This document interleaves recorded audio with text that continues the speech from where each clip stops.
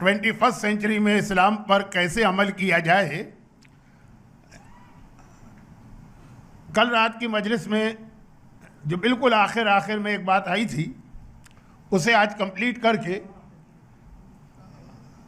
21वीं सेंचुरी के हवाले से एक बहुत अहम इशू जो आप में से हर एक को मालूम है, लेकिन उसकी अहमियत की वजह से उसको हर साल बल्कि साल में कई मरतबा दोबारा रिमाइंड कराना पड़ता। तो कल रात की मजलिस का आखिरी हिस्सा पहले कंप्लीट हो जाए, जिसके लिए मैंने कुरान करीम के सूरह बकरा की इस आयत की तिलावत की। आयत का तर्जमा यह है। अच्छा, ये आयत जो है ना, बहुत ही जर्नलाइज किस्म की आयत है। आपकी ज़िंदगी में हर जगह यह आयत बहुत अहम आपको एक मैसेज देगी। ख़ास तौर पर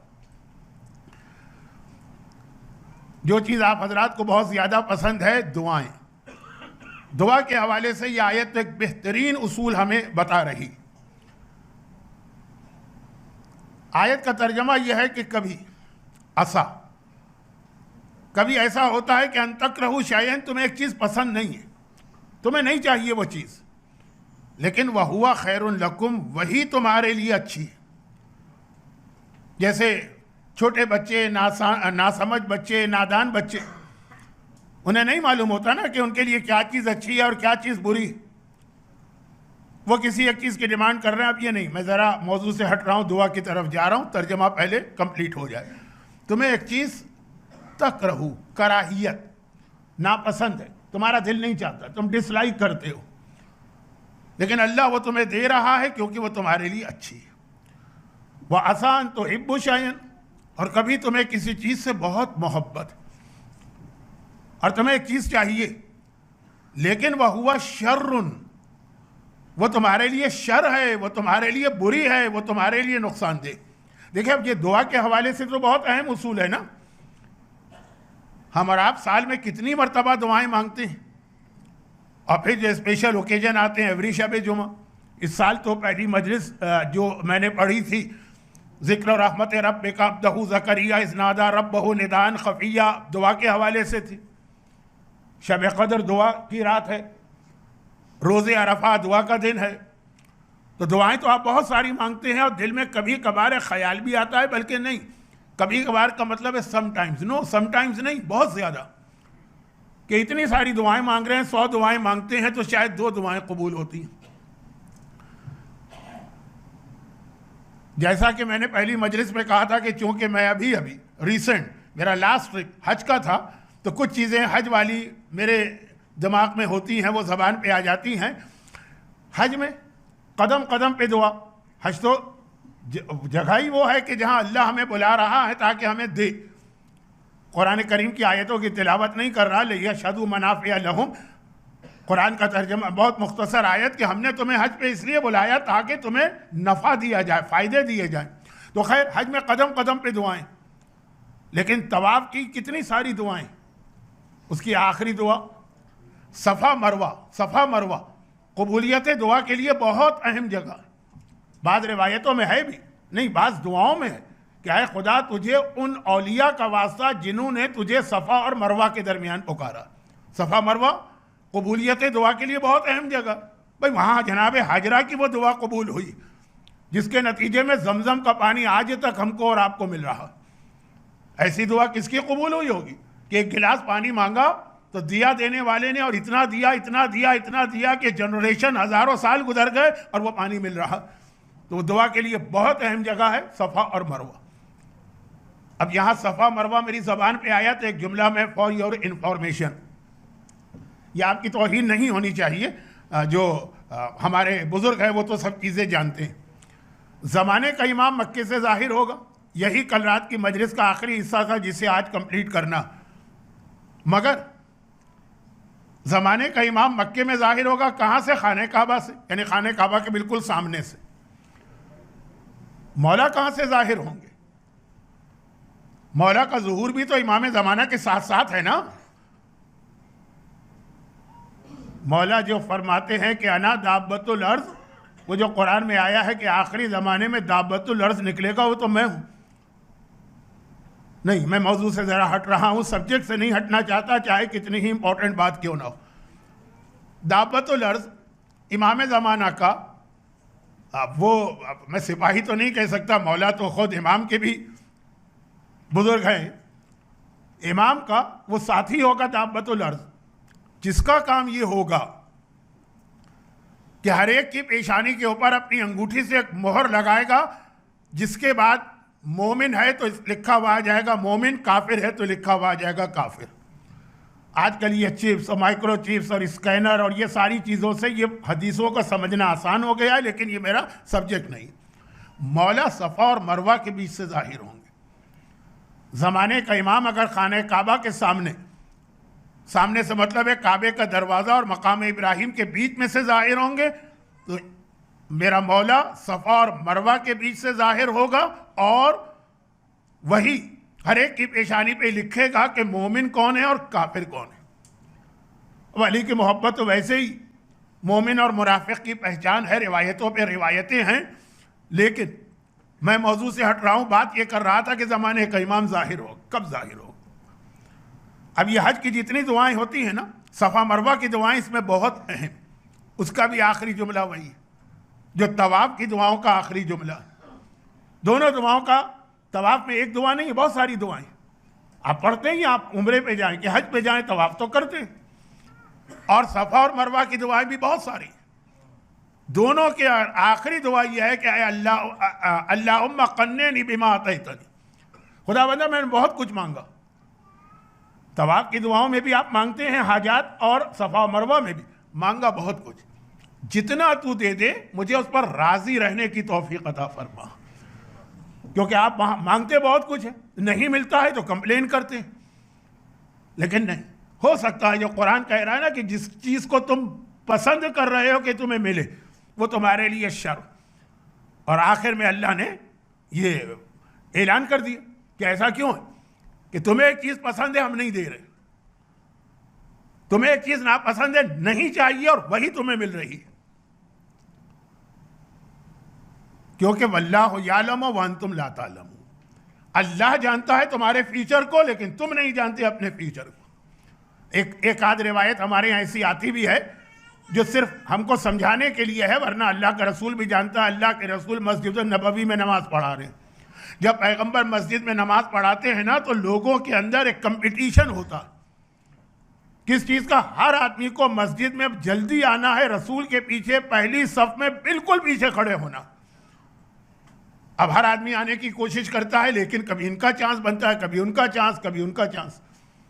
मस्जिद में सब आते हैं, पहली सफ में जगह भी मिल जाती है, लेकिन हर आदमी की ये ख्वाहिश है, विश है, पसंद करता है रसूल के पीछे नमाज का मौका मिले। एक ऐसा सहाबी, बहुत लंबा वाक़या है, बहुत तफसीली बात है, लेकिन क्योंकि मैं सिर्फ आयत को एक पहलू को समझाने के लिए ये अर्ज़ कर रहा हूँ, इसलिए बहुत मुख्तसर कर दूँ।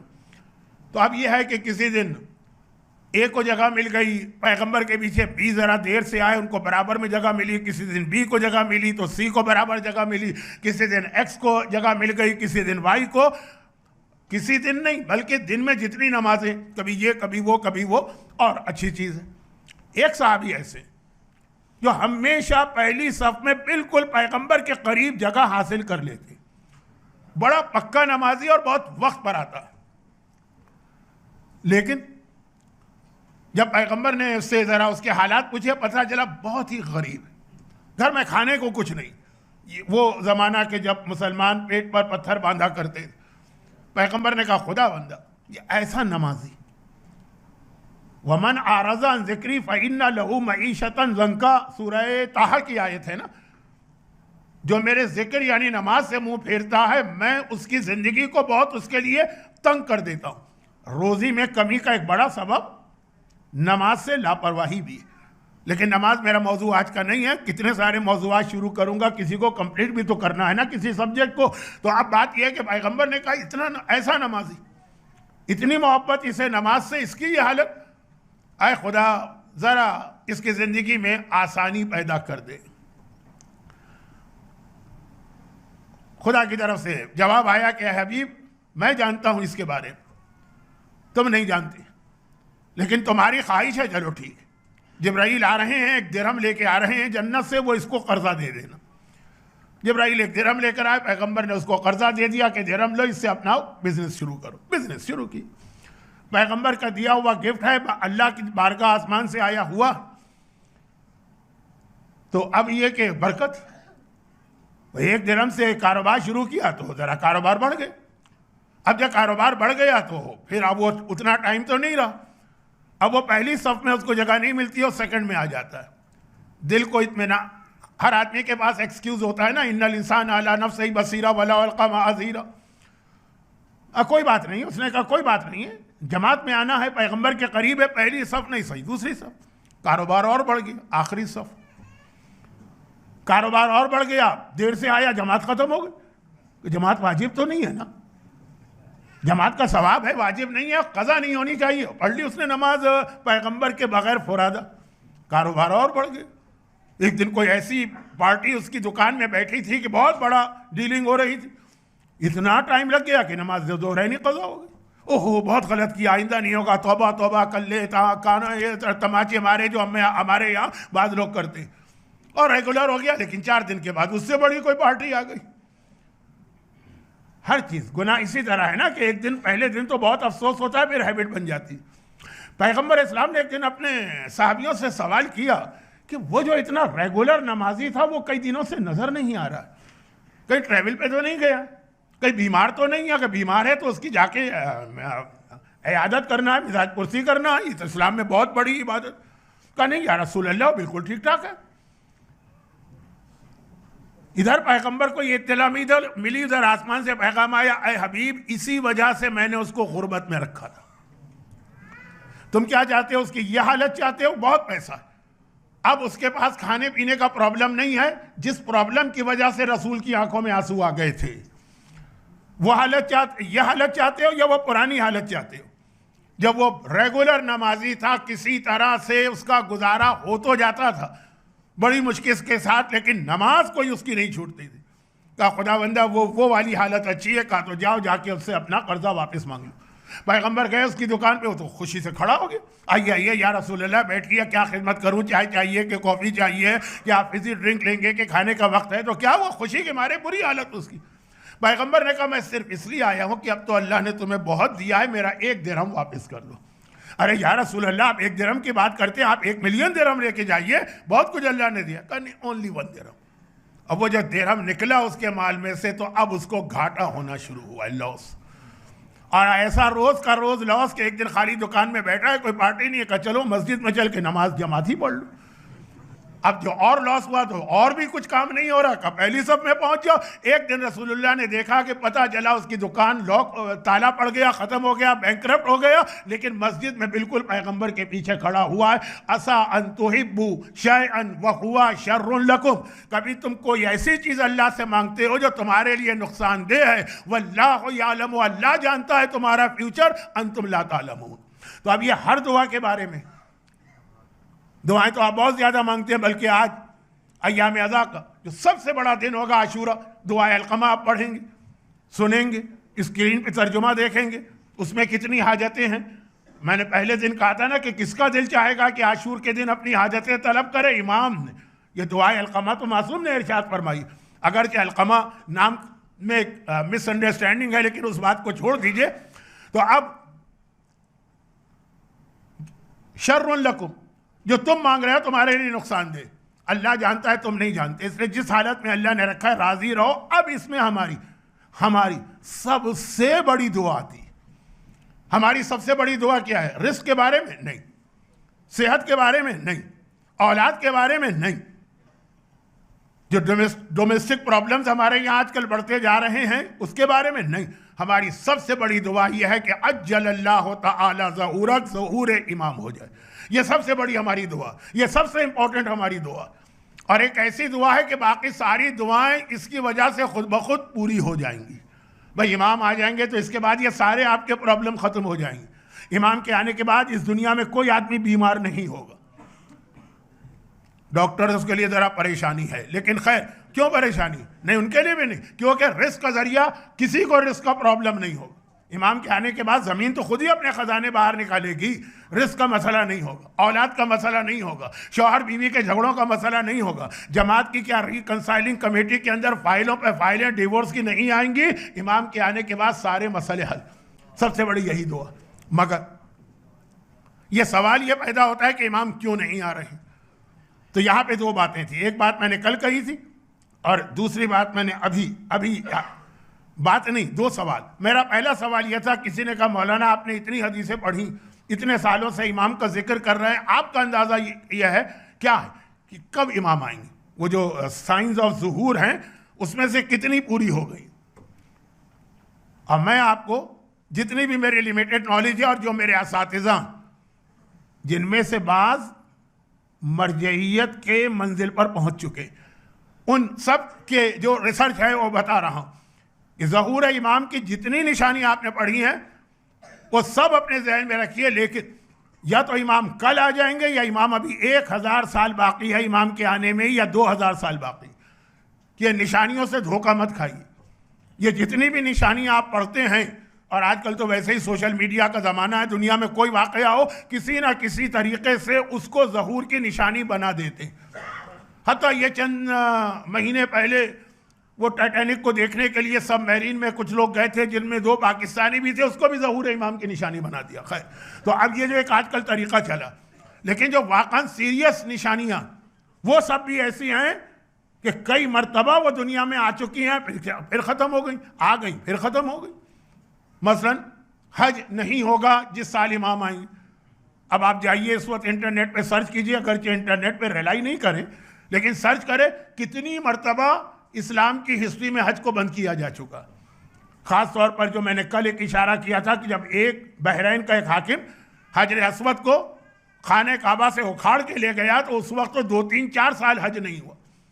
बगदाद की तबाही, कितनी मरतबा बगदाद तबाह हो चुका। तो निशानियों पे भरोसा ना कीजिए, आपको हर वक्त अलर्ट बैठना है। किसी वक्त भी इमाम आ सकते हैं और हो सकता है कभी भी ना आए। कभी ना आए का मतलब यह है कि हमारी ज़िंदगी में कभी ना आए। मगर एक सवाल, इमाम ज़ाहिर हो, हर एक की दुआ ज़ाहिर होना चाहिए और हमें इमाम की ज़ियारत मिले। लेकिन याद रखिए इमाम की ज़ियारत से ज़्यादा अहम, अब मैं एक बहुत अजीब जुमला कहूँगा इसके बाद, इमाम की ज़ियारत से ज़्यादा अहम है इमाम की रिज़ायत, इमाम हमसे राज़ी हो। ज़ियारत हम कर रहे हैं और इमाम हमसे राज़ी नहीं। रसूलुल्लाह की ज़ियारत करने वाले कितने सारे ऐसे थे कि पैगंबर की तरफ से उन पर लानत पड़ती थी और पैगंबर के पास बैठे हुए। तो ज़ियारत इतनी अहम चीज़ नहीं है जितनी रिज़ायत। नहीं, और जुमला मैं बदल रहा हूँ, हम इमाम का इंतज़ार कर रहे हैं, इससे ज़्यादा इंपॉर्टेंट है इमाम हमारा इंतज़ार करे। क्या ये भी हो सकता है? जी हो नहीं सकता, हो चुका है इस्लामिक हिस्ट्री में। और वो जो कल मैंने एक वाक़या पढ़ा था तो उस पर किसी ने, यहाँ नहीं यानी लंदन में नहीं, ये तो मैं कई जगह पढ़ता हूँ कि करबला की ज़ियारत पे मोमिन जा रहा है, ज़माने के इमाम ने रोक दिया, कहा तुम्हारे बाप की खिदमत ज़्यादा ज़रूरी है, बाप की खिदमत करना। वाक़या किसी ने कहा मौलाना ये तो एक ऐसा वाक़या है, गैबत का है, कोई अथेंटिक, कोई सोर्स, कोई ऐसी चीज़। उवैसे करनी का वाक़या किसी को याद नहीं। उवैसे करनी कौन थे? और ऐसे सहाबी थे ना कि जो पैगंबर की खिदमत में आना चाहते हैं, मां मना कर रही और बड़ी मुश्किल से इजाज़त दी तो कहा जाओगे, स्टे नहीं करोगे, फौरन आ जाओगे। और जब उवैसे करनी यमन से आए, करन एक छोटा सा गांव है बिटवीन मक्का एंड यमन, जब आए पैगंबर मदीने में नहीं थे, अनफॉर्चुनेटली नहीं थे, और ये भी नहीं पता कब वापस आएंगे। और माँ ने कहा था कि बस जाओ और फौरन आ जाओ। पैगंबर के सिटी में पहुंच चुके हैं मगर वापस चले गए कि नहीं, पैगंबर की ज़ियारत छोड़ दूंगा, माँ का हुक्म मानूंगा। और जब पैगंबर वापस आए तो लोग जो इस दौरान थे ना, वो तो बहुत ज़्यादा पैगंबर का वेट कर रहे थे कि पैगंबर को ब्रेकिंग न्यूज़ देंगे कि या रसूल अल्लाह एक ऐसा बदतमीज़ आदमी भी आया था, या आया आपकी ज़ियारत भी नहीं की, ज़ियारत छोड़ के चला गया। और इससे पहले कि पैगंबर मस्जिद में एंटर हो, खड़े हो गए दरवाजे पर और एक मरतबा साउथ की जानिब रुख किया जहाँ यमन था और कहा इन्नी अशम राइहत रहमान मिन जानिबिल यमन, यमन की तरफ से मुझे अल्लाह रहमान और रहीम की खुशबू आ रही है, मेरी एब्सेंस में क्या वाक़या पेश आए। अरे जो ज़ियारत छोड़ के चला गया, पैगंबर कह रहे हैं कि खुदा रहमान और रहीम, ये वैसे करनी हर एक को मालूम। वाक़या बहुत मशहूर, बच्चों के लिए सुनाता रहता हूँ क्योंकि आजकल के ज़माने में न बाप का एहतराम है न माँ का ख्याल। देखिए कितनी बड़ी ट्रेजेडी। एक बाप जो है वो अपने 10 औलादों को पाल लेता, जिनके यहाँ 10 औलादें भी होती हैं ना, बाप पाल लेता है, लेकिन जब ये औलादें जवान होती हैं, ये 10 औलादें मिलके एक बूढ़े बाप का ख्याल नहीं रख पाती। ये हमारे आपकी आंखों के सामने हो रहा है, मुझे कुछ कहने की जरूरत नहीं है, लेकिन असल बात ये वैसे करा नहीं, माँ के कहने की वजह, माँ के हुक्म की वजह से पैगंबर की जियारत छोड़ दी। अब जो कल जो मैंने वाकया बताया था, उसका सोर्स क्या ढूंढ रहे हैं, ये तो हिस्ट्री का माना हुआ वाकया है, लेकिन इसका आखिरी जुमला याद है आपको इस वाकये का? जंग सिफीन के लिए जब मौला कूफे से निकल रहे थे, जब सीरिया की ज़ियारतें हम करते थे, सारी ज़ियारतें, उसमें हलब भी जाते थे, रक्का भी जाते थे, वहाँ पे वैसे करनी का रोज़ा भी है। मौला कूफे से, मुआविया से जंग करने के लिए लश्कर तैयार करके निकल रहे, लेकिन अभी फौज जाना चाह रही है, मौला ने रोक दिया। 10 अलम थे मौला के लश्कर में, 9 अलम मौला ने मुख्तलिफ अपने अलमदारों को दे दिए। लश्कर के अंदर एक राइट पर, एक लेफ्ट के ऊपर, एक पीछे, एक बीच में, एक आगे, कई जगह अलम होते हैं, तो 9 अलम मौला ने डिस्ट्रीब्यूट कर दी, 10वां रोक लिया। लोगों ने कहा या अमीरुल मोमिनीन, उधर मुआविया आ चुका, वो सिफीन में पहले पहुंच गया था, फुरात का पानी बंद कर दिया था मौला के लश्कर पर, जब मौला का लश्कर लेट पहुंचा, वो एक अलग वाकया है। लेकिन बात ये क्या कर रहा हूं कि जिस वक्त मौला से कहा कि मौला अपनी फौज को आपने तैयार कर दिया, चलने वाले हैं, चलिए, और ये 10वां अलम क्यों रोका? कहा कि अभी मैं इंतजार कर रहा हूं, एक मेरा सिपाही बाकी है, उसके आने का इंतजार कर रहा हूं, वो आएगा तो लश्कर चलेगा। सारी कायनात इमाम का इंतजार करे, इमामत किसी का इंतजार कर रही। और थोड़ी देर बाद लोगों ने देखा एक बहुत ही बूढ़ा शख्स यमन की जानिब से चला आ रहा। ये वैसे करने रसूलुल्लाह के ज़माने में जवान थे, तो अब बूढ़े हो चुके। मौला ने ये अलम उनको दिया, वो इस जंग में गए, जंग सिफीन में मुआविया के लश्कर के हाथों शहीद हुए, अम्मार यासिर की तरह से। लेकिन मैसेज क्या बना कि सारी दुनिया इमाम का इंतजार करती है, लेकिन कुछ ऐसे नेक लोग होते हैं जिनका ये इंतजार इमाम करते हैं। तो हमें और आपको उस कैटेगरी में जाना है कि जिसका इंतजार इमाम करेंगे, और इमाम उन्हीं का इंतजार करेंगे जो गैबत के ज़माने में अपनी वो सारी ड्यूटीज़ पूरी करें। लेकिन यहाँ पे एक आखिरी बात कह के असल मौजू पे आ जाऊँ। असल मौजू क्या है? 21वीं सेंचुरी। वो आखिरी बात, पैगंबर के सहाबियों में एक बहुत ही अहम सहाबी हैं मिक़दाद। अब हमारे पास असहाबे रसूल का एक सीक्वेंस है फजीलत के एतबार से। सबसे अफजल सहाबी का नाम है सलमान फारसी, मिन्ना अहलुल बैत, और उसके बाद आते हैं अबू ज़र, उसके बाद आते हैं मिक़दाद। और बात को समझाने के लिए वो लफ्ज़ भी पैगंबर ने इस्तेमाल किए जो आजकल बहुत सी जगहों पे चलता है कि जी आपने हमारी सर्विसेज इस्तेमाल की, आप हमें कितने नंबर देंगे आउट ऑफ 10। वो बहुत जगहों पे ये होता है ना। तो वहाँ पे 1400 साल पहले पैगंबर ने बता दिया कि ईमान के 10 दर्जे हैं, सलमान को 10 के 10 मिले, 10 आउट ऑफ 10। और ईमान के 10 दर्जे हैं, अबू ज़र को 9 मिले, 9 आउट ऑफ 10। और ईमान के 10 दर्जे हैं, मिक़दाद को 8 मिले हैं, 8 आउट ऑफ 10। तो ये तीसरे अजीम सहाबी हैं। मगर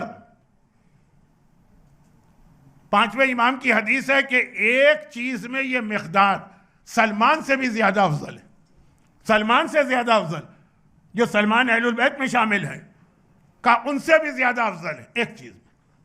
अब जैसे स्कूल में होता है ना कि कई सब्जेक्ट होते हैं, एक स्टूडेंट ऐसा है कि जिसने टॉप कर लिया, क्योंकि अगर टोटल उसके नंबर जमा किए गए तो ज्यादा, मगर फिजिक्स में एक स्टूडेंट उससे 2 नंबर ज्यादा रखता, बट टोटल में वो जो है बाकी सब्जेक्ट में 1-1 नंबर कम था, तो टोटल में उसका दूसरा नंबर आता या तीसरा एक चीज में। और वो क्या चीज है? का मिक़दाद अहले बैत के ऊपर इतना यकीन रखते थे। अब सलमान की तौहीन हो रही है इस जुमले के अंदर कि क़यामत भी आ जाए, ज़मीन और आसमान भी एक हो जाए, मिक़दाद के दिल में ज़रा सा भी कोई डाउट या शक अहले बैत के बारे में नहीं आता। अब यह सवाल यह है कि अगर मिक़दाद इस चीज़ में सलमान से अफजल है तो क्या सलमान के दिल में डाउट आता है? मासूम ने कहा एक दफ़ा आया था। यह आपके लिए नई हदीस होगी, आपने बहुत कम सुना होगा, या शायद सुना भी हो, मैं क्यों इतना बड़ा दावा करूं, मुझसे ज़्यादा इल्म रखने वाले भी मजमे में मौजूद हैं। का एक मरतबा सलमान के दिल में भी शक आ गया था, मिक़दाद के दिल में कभी कोई शक नहीं आया अहले बैत के बारे में। और कब आया था सलमान के दिल में शक?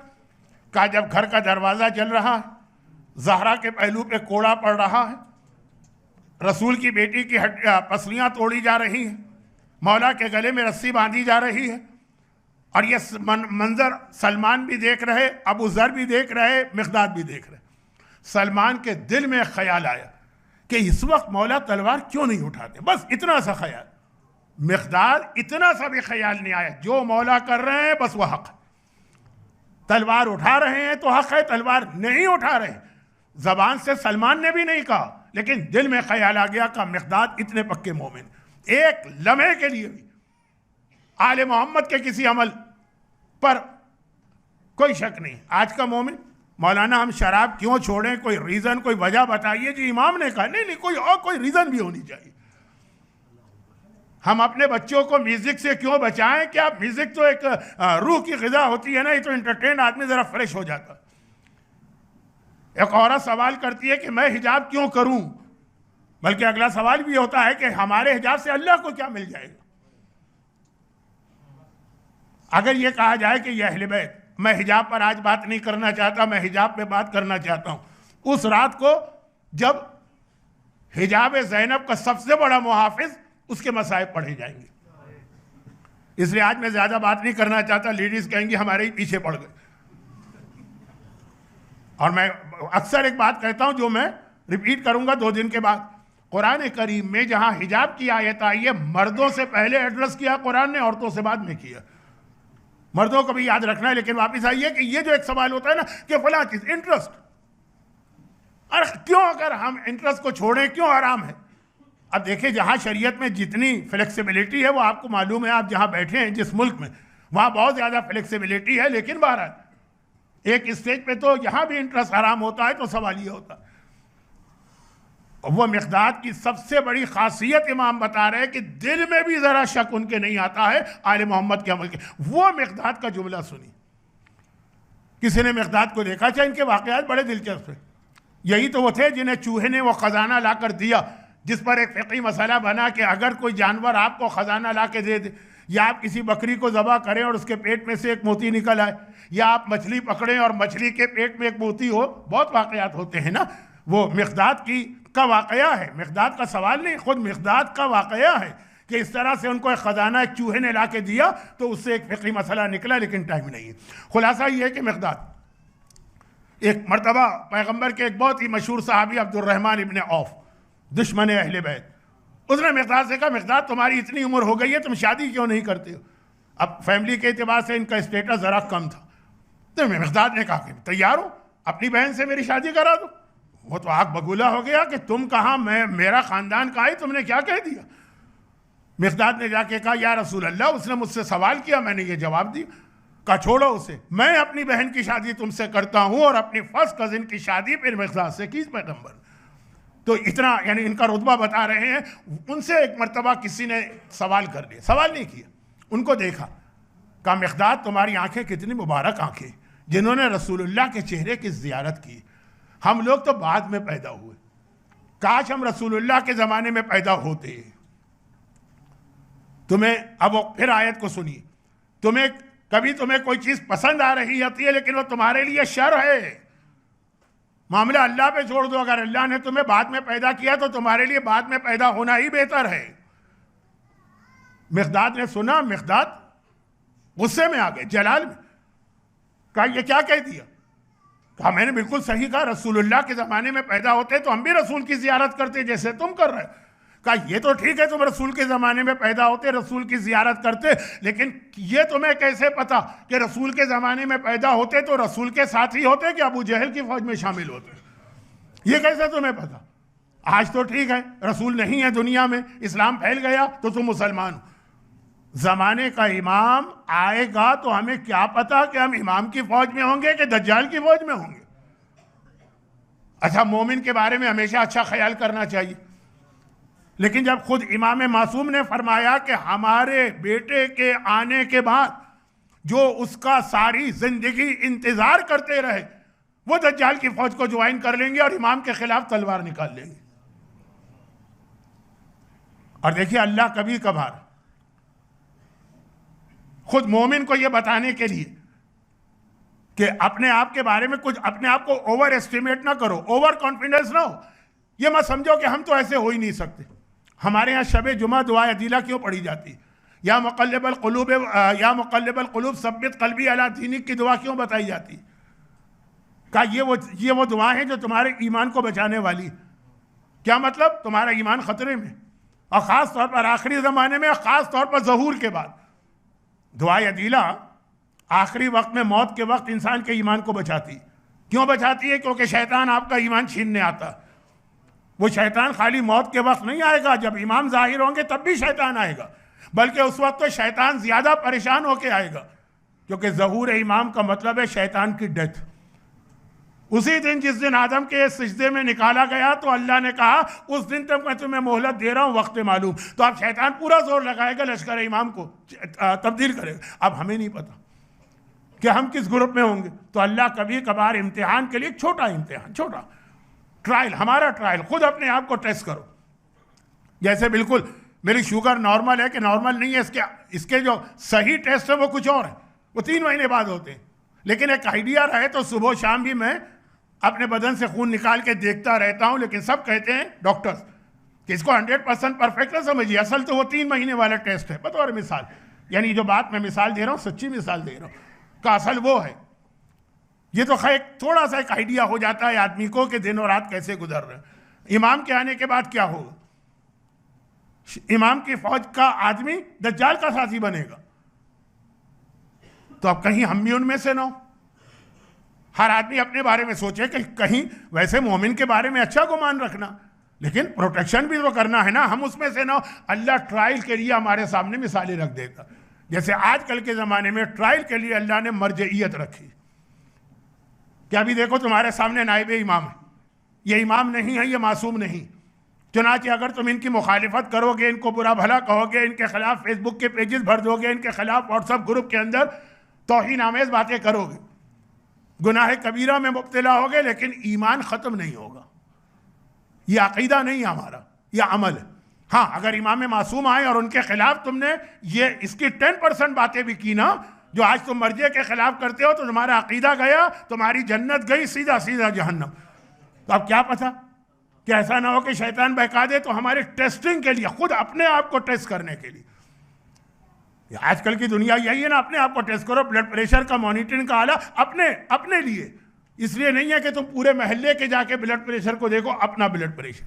वो जो एक बाथरूम स्केल होता है, अपना वेट, कि तुम्हें पता चले कि मेरे वेट में कोई गड़बड़ तो नहीं, और ये इसलिए नहीं है कि बाकी सबका वेट जाके चेक करो, ये ब्लड शुगर। तो ये जो है ना, इसी तरह अल्लाह ने कहा अपने आप को टेस्ट करने के लिए मर्जइयत, वो नाइब इमाम। अगर तुम नाइब इमाम की जरा सी बात पे नाराज हो गए, तो यही बातें तो इमाम भी आके करेंगे। क्या इमाम अगर कहेंगे कि ख़त्म हो, हिजाब की ज़रूरत नहीं है, नमाज की ज़रूरत नहीं है, शराब से बचने की ज़रूरत नहीं है, सूद बिल्कुल जो है वो हलाल किए दे रहा हूँ, वही बातें करेंगे इमाम भी, जो नाइब इमाम आज कर रहे हैं। अगर इन बातों की वजह से तुम महाराजे के खिलाफ, और ये जो हमारा टेस्टिंग के लिए अल्लाह ने मर्जइयत का इंस्टीट्यूशन रखा, इट्स वेरी इंपॉर्टेंट।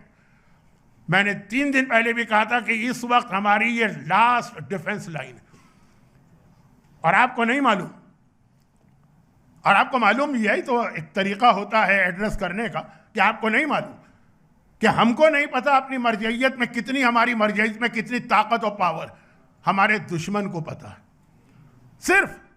अब जैसे मैंने कहा ना कि बाज़ औक़ात हमारे यूथ, उनका कसूर नहीं है, उनको पता ही नहीं कि मर्जे किसे कहते हैं, उनको पता ही नहीं है कि मर्जे क्या कर रहा है।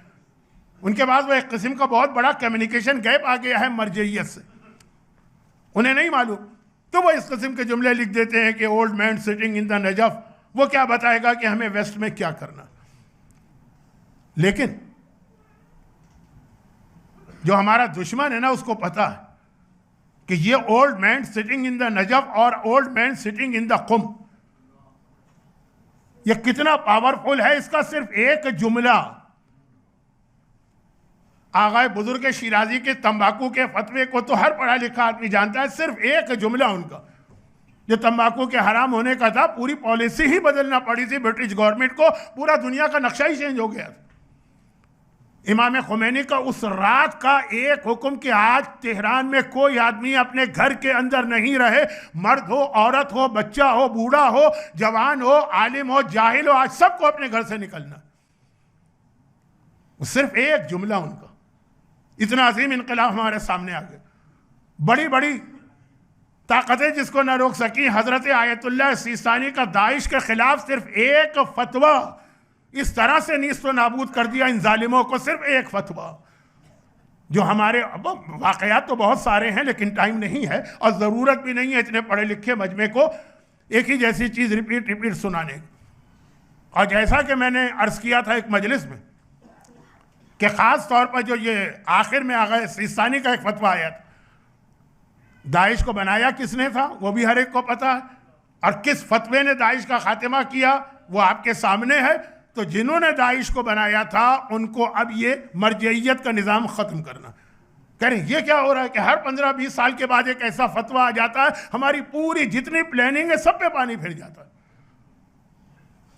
हम तो प्लानिंग करते हैं, इतने सारे वो क्या थिंक टैंक होते हैं और बहुत सारे स्कॉलर जमा होते हैं और बड़ी लंबी लंबी प्लानिंग होती है। ये बूढ़ा आदमी अकेला बैठा है, एक जुमला कहता है, सब पे पानी फिर गया। अब इस इदारे इंस्टीट्यूशन को ही ख़त्म करना। आयतुल्लाह सिस्तानी के बाद के लिए बहुत तैयारियां। मैं आपको डराना नहीं चाहता, मैं चाहता हूँ थोड़ा अलर्ट होके बैठे। अच्छा, एक बात मैं और कह दूँ, ये आखिरी बात है जिसके बाद मुझे मसाइब पे आना पड़ेगा। ये 21st सेंचुरी की बात है। एक आखिरी बात कह दूं, मोमिन कभी भी डिप्रेस नहीं होता, अपने आप को वीक नहीं समझता, मोमिन कभी मायूस नहीं होता। हालात कुछ भी हो, यकीन रखिए इस कायनात का चलाने वाला एक अल्लाह है, एक रब्बुल आलमीन है, वो निज़ाम चला रहा है। मोमिन की पॉलिसी वही होती है, यानी मोमिन का तरीका वही होता है जो जंग खंदक में मौला का तरीका था। मालूम है ना आपको जंग खंदक में क्या हुआ था? अमर इब्ने अब्दुबुद आ गया था जो इक्वल था 1000 सवारों के। वो एक आदमी 1000 के बराबर माना जाता, और वो एक मरतबा जंप लगाकर, क्योंकि आप में से 90% चेहरे मुझे उम्रे और हज वाले नजर आ रहे हैं, तो खंदक की भी आपने देखी है, जंग खंदक की जगह भी देखी है और मजलिसों में भी सुनते हैं। जंप लगा के आ गया ना, उस वक्त क्या हुआ था इस्लामी कैंप में? 2 रिएक्शन थे। एक दुश्मनान अहले बैत का रिएक्शन था, सब घबरा गए थे कि या रसूल अल्लाह, इतना ताकतवर आदमी हमारे दरमियान आ गया, हम तो इसका मुकाबला ही नहीं कर सकते। एक साहब कहने लगे कि मैं इस्लाम से पहले एक बार इसके साथ ट्रैवलिंग कर रहा था, डाकुओं ने हमला किया, ये इतना बहादुर था, एक ऊंट के बच्चे को उठा के ढाल बनाया, सारे डाकुओं को भगा दिया। मैं पूछता भी था कि आपको ज़रूरत क्या पड़ी थी उनके साथ सफ़र करने की, लेकिन खैर वो छोड़ दिए। ये एक रिएक्शन था, ये एक रिएक्शन था। और ये मुसलमानों की मेजॉरिटी का था, सब डरे जा रहे हैं, सहमे जा रहे हैं। बल्कि कुरान के अल्फाज को अगर लूँ तो ऐसा लग रहा था उनके सरों पर परिंदे बैठे हैं, सर हिला भी नहीं रहे कि कहीं ये चिड़िया उड़ ना जाए, एक मुहावरा। और मौला दूसरा क्या था, कैंप रसूल के कैंप में दूसरा रिएक्शन मौला का था। तीनों मरतबा मौला खड़े हुए कि या रसूल अल्लाह, मैं जा रहा हूँ बिठा दिए, मैं जा रहा हूँ बिठा दिए, मैं जा रहा हूँ बिठा दिया। दूसरों को भी चांस मिले, वो कंप्लेन करते हैं, कोई नहीं आया, बल्कि वो रसूल के कैंप में है और फजाइल पढ़ रहे हैं अमर इब्ने अब्दुबुद के।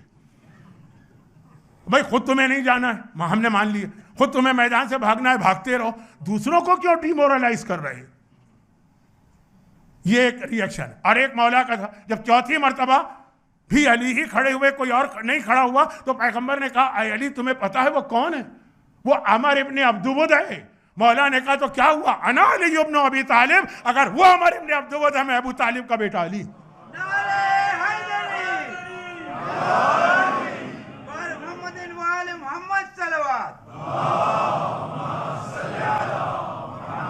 ये मोमिन का तरीका होता है। 21st सेंचुरी हो कि 31st सेंचुरी हो कि 41st सेंचुरी हो, दुनिया भर की शैतानी ताकतें हमारे यूथ को बहका रही हो, हमारी औरतों को बहका रही हो, मोमिन जो है वो हमेशा उसका मोराल बहुत हाई होता है कि मैं मुकाबला करूंगा और शिकस्त दूंगा, इसलिए कि मैं अकेला नहीं हूं, मेरे साथ अल्लाह।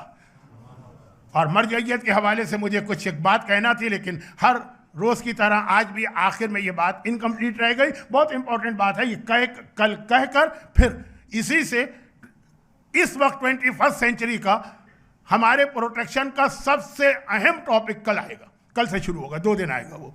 बस ये आखिरी बात, मोमिन क्यों डिमोरलाइज होता है?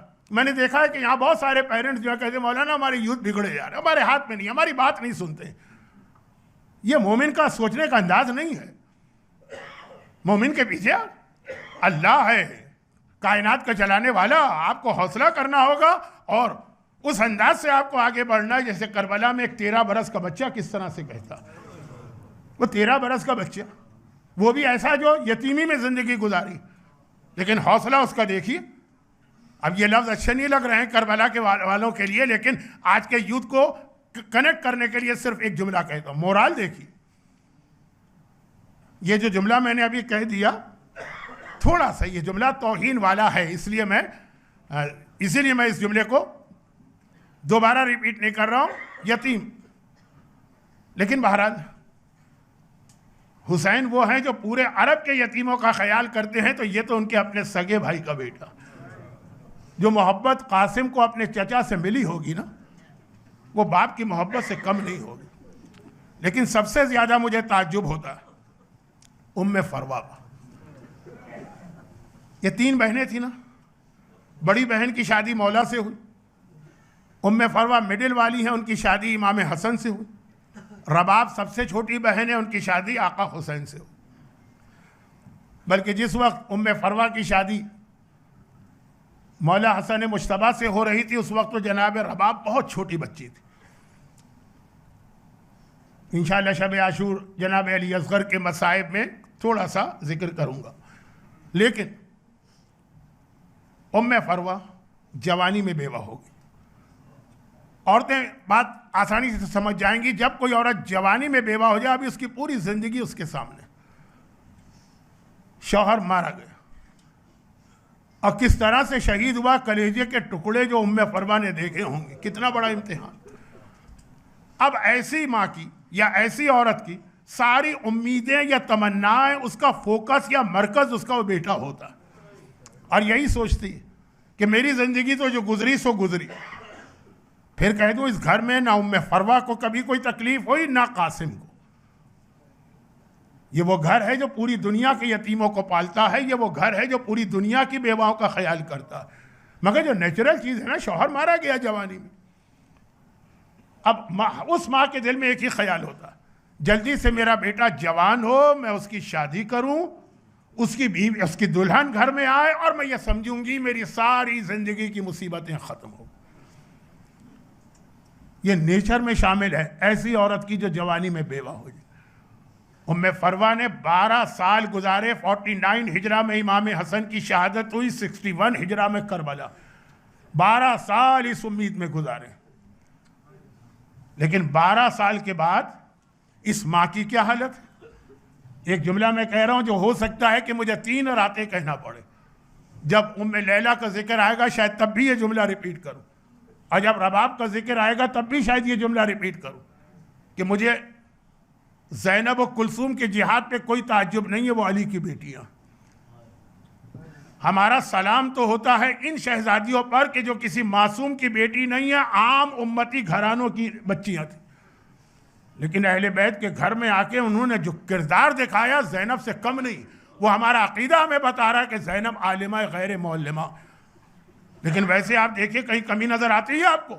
वो उम्मे फरवा 12 साल इस तसव्वुर में गुजार रही, लेकिन 12 साल के बाद उन्हीं उम्मे फरवा की क्या हालत है। आशूर की रात आती है, आका ने पहले मर्दों का इम्तिहान ले लिया चिराग गुल करके, उसके बाद मेरे मजलूम आका ने ख़वातीन के खेमों का भी एक सर्वे किया और एक जायज़ा लिया। वो सारे शब आशूर के मसाइब है, शायद शब आशूर में पढ़े जाए। अब जब आका ने दोनों को देख लिया, मर्दों का इम्तिहान भी हो गया, ख़ानदान अहले बैत की जो ख़वातीन खेमों में थी, अल्लाह आपको खेमागाह में ले जाए, ये मसाइब आप वहाँ पे सुनते, वो भी। इसके बाद हुसैन खुद अपने खेमे में आ गए, जो आज भी करबला में मौजूद। और अब जिस मकसद के लिए हुसैन ने यह रात मांगी थी, बहुत सारे मकसद होंगे, लेकिन ज़ाहिरी तौर पे मौला ने क्या कहा था, अब्बास जाके ये एक रात मांगो, इसलिए कि मैंने ज़िंदगी की कोई रात ज़िक्र खुदा के बगैर नहीं गुजारी, यह रात भी मुझे ज़िक्र खुदा में गुजारना। तो हुसैन अब मुसल्ला बिछा के बैठ गए, नमाजें पढ़ रहे हैं, तिलावत कुरान कर रहे हैं, ज़िक्र खुदा कर रहे हैं, दुआ के लिए हाथ बुलंद। और इस हालत में एक मरतबा हुसैन दौरान दुआ हाथ बुलंद है, आंखें बंद हैं, ऐसा लगा कोई मेरे बराबर में आके बैठा। मेरे मजलूम आका ने आंखें खोली, मेरे खेमे में कौन आ गया, क्या देखा, मेरा 13 साल का यतीम भतीजा कासिम बैठा। मौला ने कहा, कासिम बेटा तू यहां कैसे आया? आप खेमा गाह की जियारत कर चुके। मौला हुसैन के खेमे से निकले, सामने ही उम्मे फरवा का खेमा है ना कोने के अंदर। कहा चचा मैं अपनी मादर करामी के पास बैठा था, मेरी माँ मुझसे कहने लगी बेटा मैं सैदानी नहीं हूँ, एक आम घराने से आई हूँ, मुझे ये डर और खौफ है कि ऐसा ना हो कि कल के जिहाद में तेरे कदम पीछे हट जाएं तो दुनिया कहे कि हसन का बेटा तो पीछे ना हटता, ये फरवा के खून की खराबी। जाके आका से एक सवाल कर ले कि क्या कल के शहीदों में तेरा नाम शामिल है कि शामिल नहीं? जो माँ सारी जिंदगी अपने बेटे को दूल्हा बनाने के तसव्वुर में अपनी बेवगी की परेशानी भूल गई, आज वो ये सवाल कर रही है कि क्या कल मेरे लाल का लाशा आएगा कि नहीं आएगा।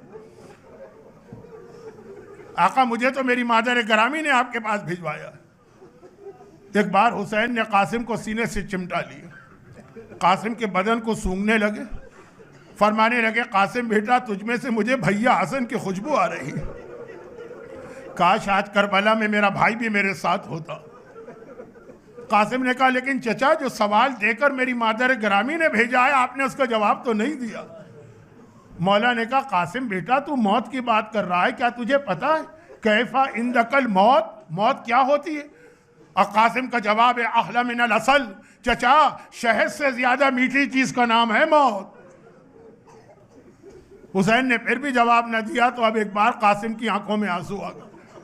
कहा चचा मैं समझ गया, कल के शहीदों में मेरा नाम नहीं है इसलिए आप मुझे जवाब नहीं दे रहे। हुसैन ने कहा कासिम तू अपना नाम पूछ रहा है? अरे कल के शहीदों में तो तेरे छोटे भाई अली असगर का नाम भी शामिल है। बस एक बार जोश में कासिम अपनी जगह से खड़े हुए और अंगड़ाई लेने लगे और कहने लगे चचा क्या ये बेहया फौज हमारे खेमों में आके असगर को शहीद करेगी? अब मौला कैसे बताएं कि कासिम बेटा असगर तो मेरे हाथों में 3 भाल का तीर खाए। और अगला दिन आ गया आशूर का दिन, जिहाद शुरू हुआ, जिहाद शुरू हुआ। अब आप सोचिए एक मंजिल, अली अकबर का लाशा आ चुका है खेमे में, सैदानियां मातम कर रही। औन का लाशा आया, मोहम्मद का लाशा आया, सैदानियां मातम कर रही। औन मोहम्मद का लाशा आने के बाद अब जो कासिम खेमे में आता है और माँ को सलाम करता है, उम्मे फरवा कहती है कासिम बेटा तूने मुझे कैसा अपनी शहजादी के सामने शर्मिंदा कर दिया, मेरी शहजादी के लाल औनो मोहम्मद मारे गए, मेरा कासिम जिंदा रहा। पहले तो मेरा लाल मारा जाना चाहिए था, ज़ैनब के बेटों पर तो बाद में कोई आंच आती। कासिम ने हाथ जोड़े और कहा मादर गिरामी किसी से भी पूछ लीजिए, बार बार चचा के पास जाता हूं, बस चचा मुझे देख के एक ही जुमला कहता है अरे तू तो मेरे भाई हसन मुश्तबा की निशानी, इजाजत आप दिलवा दीजिए फिर आप देखिए कि आपका कासिम कैसा जिहाद करता। अब यहाँ 2 रिवायतें हैं, एक रिवायत तावीज़ वाली है और एक रिवायत जो मेरे उस्ताद पढ़ते थे मैं वो पढ़ रहा हूँ। जनाब ज़ैनब कुबरा को हमेशा एक चीज़ की ख्वाहिश रही। मेरी मजलिस शुरू हुई थी कि बहुत सी तुम ख्वाहिशें करते हो। ज़ैनब कुबरा, ज़ैनब कौन है? मुश्किल कुशा की मुश्किल कुशा बेटी है।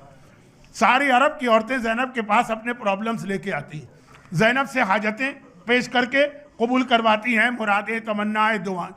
ज़ैनब को बड़ी तमन्ना है कि कभी मेरे भाई हसन की बेवा फरवा भी मुझसे कोई ख्वाहिश जाहिर करे। कई बार कह चुकी हैं फरवा पूरे अरब की औरतें आके मुझसे कोई ना कोई ख्वाहिश जाहिर करती हैं, तुमने आज तक कुछ नहीं मांगा।